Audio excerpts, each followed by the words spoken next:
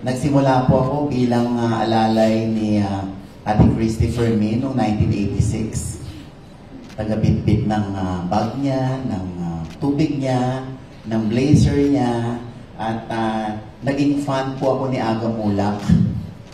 So hanggang maging isang manunulat, naging editor, naging voice-over announcer at segment host ng Showbiz Linggo mula noong 1992 hanggang 1998. Naging radio host sa DZMM, naging talk show host sa ABS-CBN, naging actress, wow! Naging actor po sa mga teleserye ng ABS-CBN, nag-manage ng talents, and proud to be the former manager of Vice Ganda. Isa sa nagpayaman sa akin. Wow. Tsaka si Liza Soberano.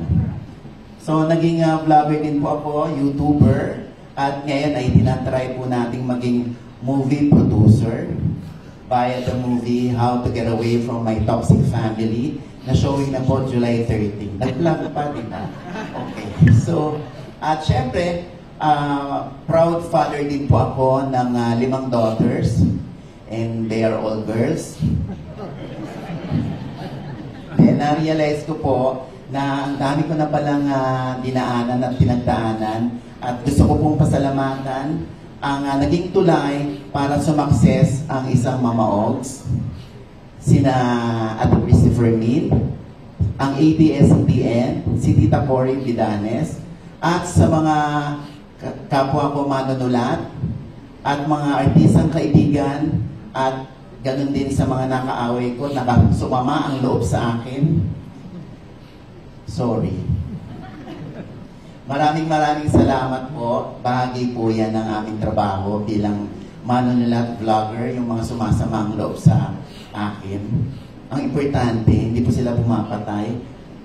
Kung hindi dahil sa pagka-trying hard ko po na hanggang sa marating ko kung ano man ang posisyon ko ngayon, baka hindi ko po deserve itong award na ito. Kaya maraming salamat. Mga kasama kong writers, editors ng Speed, thank you ha. Kasi nung ibinigay niyo sa akin itong parangal na ito, wala akong narinig sa inyo na mag-sponsor ka naman. Kumuha ka naman ng 3 tables. Ayan. Kaya thank you so much. Mabuhay kayo at maraming salamat, Lord.